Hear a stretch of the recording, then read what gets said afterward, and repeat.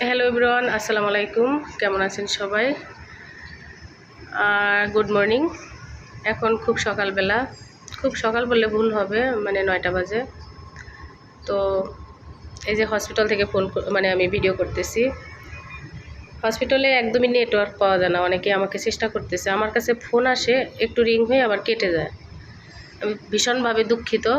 আমার খুব কাছের লোক এবং যারা আছে ফোন দিতেছে, আমি একটু ফোন বাজার পরে ফোনটা কেটে যাচ্ছে, কারণ ভিতরে নেটওয়ার্ক থাকে না। আর আমি এই যে একটু জানালা এক পাশ দিয়ে খুলে এখন ভিডিওটা শেয়ার করতেছি, নেট নাই। আর প্রচুর বৃষ্টি হচ্ছে সকাল থেকে। তো যারা ফোন দিতেছেন বাবুর খবর জানার জন্য, আপনারা সবাই দোয়া করবেন। ওর ঘটনাটা খুলে বলি, সেটা হচ্ছে ডেঙ্গু পজিটিভ আসছে। তারপর প্ল্যাটলেট কাউন্ট খুবই কম ছিল, 58,000 ছিল। পাশাপাশি ব্লিডিং সোর্সটা বেশি ছিল, জ্বর ব্লিডিং হচ্ছিল নাক দিয়ে। এটার জন্য খুব টেনশনে ছিলাম আমরা, এবং ডক্টর এমার্জেন্সি ভর্তি দিছিল। বাচ্চা বলে রিস্ক নেই বাসায়।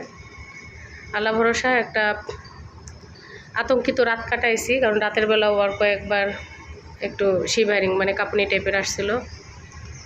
তো এখন সকালবেলা 8টার সময় ব্লাড স্যাম্পল দেওয়া হয়েছে, নতুন করে আবার টেস্ট হবে। রিপোর্ট আসলে আপনাদেরকে আপডেট জানাতে পারবো।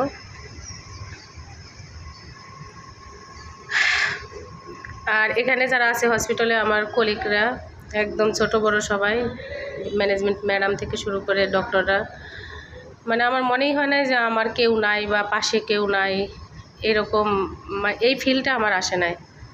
আমি খুব হ্যাপি যে হ্যাঁ, আমি মেডিকেল পার্সন হয়ে আজকে আমার ছোট বড় সবাই আমার পাশে আছে, হেল্প করতেছে, আমার বাচ্চার পাশে আছে। মনে হয়েছে যে আমি কোথায় আছি, আমার নিজের ঘরে আছি। পাশাপাশি আমি একদম পুরো ম্যানেজমেন্ট হসপিটাল টিম নিয়ে, এরকমই মনে হইতেছে আমার। আমি কি বলবো, আমি সত্যি কথা, আমার হসপিটালের প্রত্যেকের কাছে আমি খুব ঋণী। আর মানুষ যখন বিপদে পড়ে, খারাপ অবস্থায় হয়, তখন কিন্তু মানুষের সত্যিকারের রূপগুলো চেনা যায়। তো প্রত্যেকের কাছে আমি ঋণী, অন্তর থেকে বলছি। সবার জন্য দোয়া রইল, এটাই।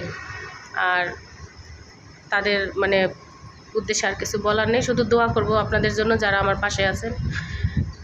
এরকম আগে পিছনে অনেক সময় অনেক দুঃখ দুর্দশা আসছে আমার জীবনে, বাট যারা যারা ছিল প্রত্যেকের জন্য আমার দোয়া রইল।